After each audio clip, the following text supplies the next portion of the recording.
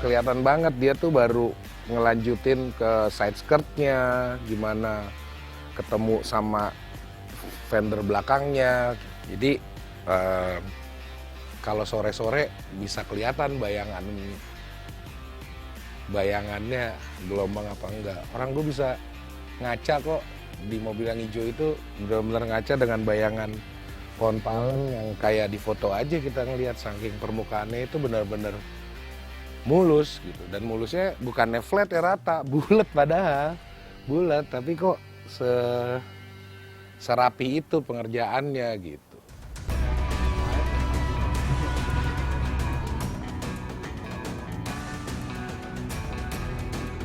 Lihat-lihat sekeliling, kita belajar mantau tuh. Orang-orang banyak yang pakai topi lebar gitu. Wah, mungkin ini nih. Coba deh, akhirnya gue beli tuh topi. Gue cari yang selebar-lebarnya. Gak ada urusan. Ada beberapa macem-macem gitu. Gue beli yang paling lebar. Iya gak? Iya, ntar kali gue lurusin. Begitu dipakai, celup. Oh, sekarang gua tahu kenapa orang-orang pada pakai topi beginian kalau lagi event.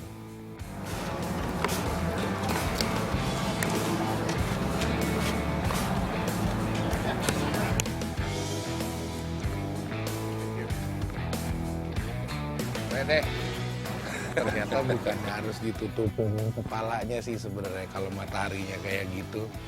Walaupun lagi ngeliatin motor di atas mobil yang super pole dua-duanya, tetap aja yang kepikiran gimana caranya dapat topi ya yang cukup untuk nutupin satu badan nih dari mataharinya yang kenceng banget.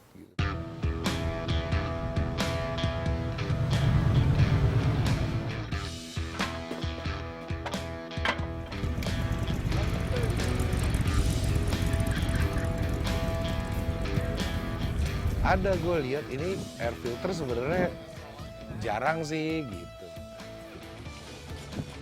He's an audio guy. He sells wireless microphones.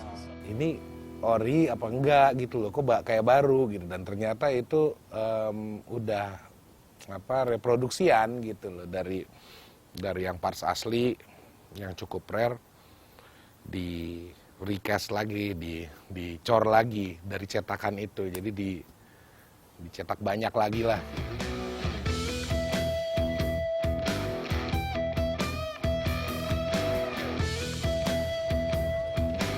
Namanya dicor, pasti ada susahnya gitu, nggak sesuai desain gitu. Dan tebakan gue sebenarnya bener, pas udah dia coba pasangin, dia sendiri pun ada kesulitan gitu buat masang.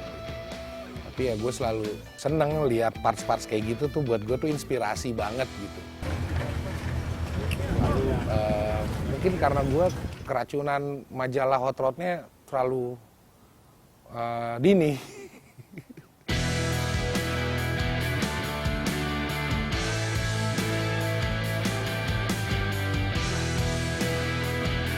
Masih ingat tadi gue lihat Hot Rod yang warna emas di sana, yang gue akan bangun dari Ford Anglia. Itu akhirnya gue menemukan solusi untuk tidak pusing membuat body panel. Jadi gue akan beli beberapa body panel. Nah, jadi kita ganti nanti body panelnya pakai body dari Brockfield aja, Brockfield body.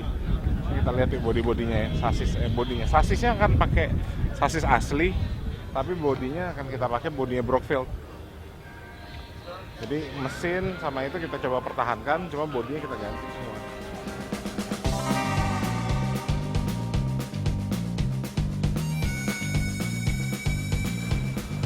Jadi body Brockfield itu dia reproduction body, tapi besi semua, bukan plastik, bukan fiber.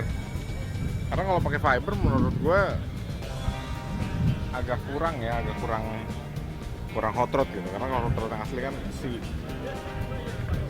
Dan value kayaknya tetap lebih tinggi value-nya yang pakai body besi deh dibandingin body fiber.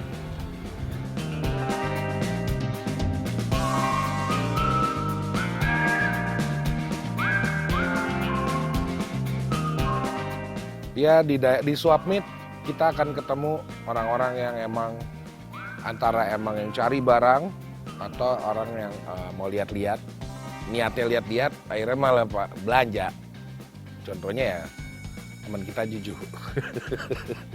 Segala umur sih ada di situ gitu. Dan satu lagi yang gue lebih suka di Pomona tuh, kelihatan sih emang suasananya tuh hot rod tuh udah jadi, kalau di Amerika tuh udah mendarah daging kali ya sama kebanyakan orang-orang yang rata-rata punya mobil hobinya apa yang emang buatan Amerika dan emang partsnya bisa didapetin lagi atau bisa diadopsi dari tahun yang lebih baru gitu.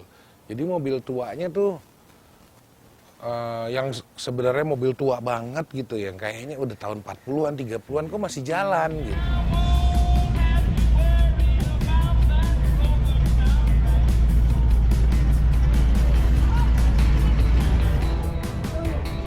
Baru mau jalan ke NHRA, ada suara mesin ya. Gue tahu banget deh ini mesin gila ya gitu. Ini pasti lagi dipanasin di sebelah mana gitu. Gue sampai kebingungan soalnya gue nggak lihat ini mobil yang mana yang dinyalain. Bayangin nggak satu lapangan yang gede banget, lapangannya gede banget gitu. Tiba-tiba ada orang yang nyalain mesin, itu suaranya bener-bener.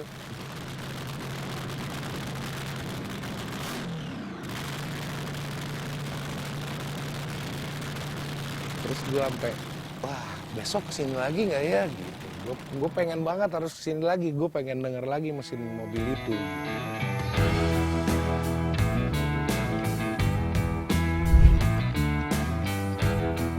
Gua pikir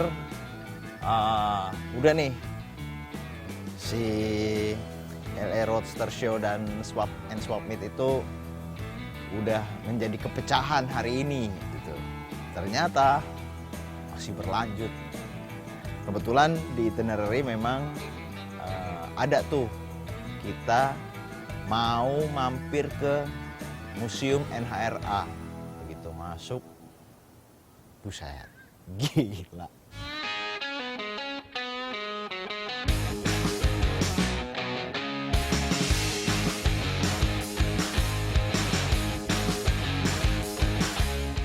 Orang sini kayaknya serius-serius banget ya dalam mendokumentasikan atau apa ya, mendedikasikan passionnya terhadap scene otomotif gitu.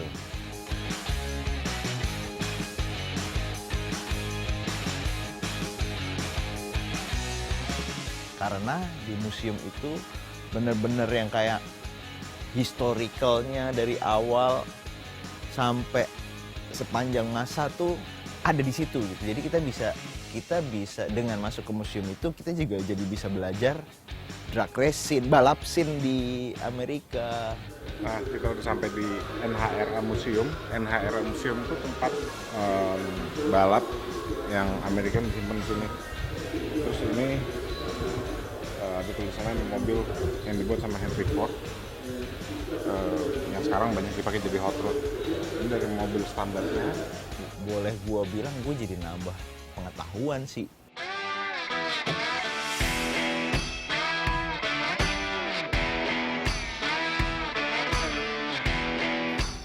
Balapnya kan berarti dia balapan 402 meter. Dari 0 sampai 402 meter itu drag racing kan namanya. Dan setiap era, walaupun gue paling suka yang era tahun 70-an hot rod gitu. Cuman sebenarnya semua era keren banget sih. Apalagi di NHRA Museum itu at least ada yang mewakili dari tiap eranya.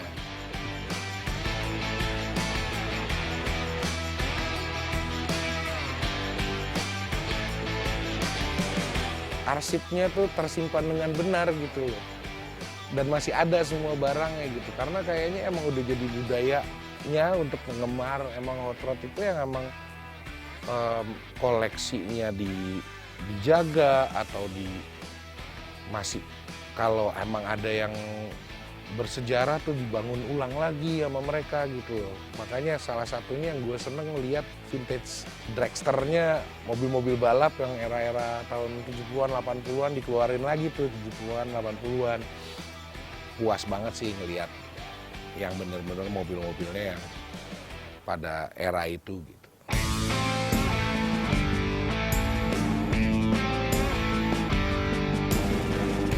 buat gue yang orang awam banget, masuk ke situ tuh bisa jadi pengalaman yang boleh gue bilang gue jadi nambah pengetahuan sih pastinya, dan pengalaman, karena di depan banget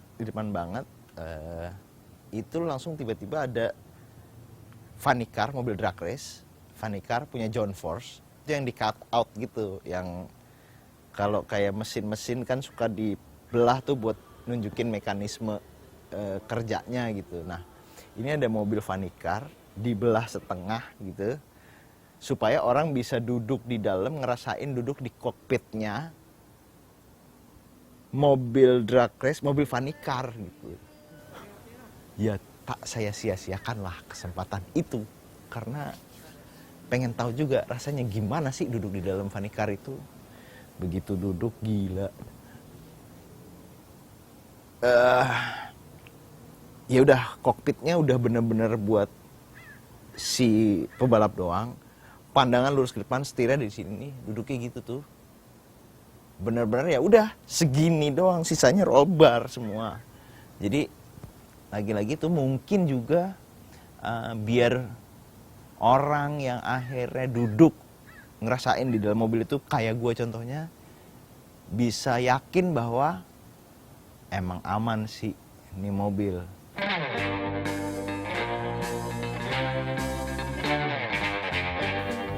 Itu gokil tuh. Jadi kalau dia lagi stasioner seperti itu udah kayak ya kayak air mancur lah ya.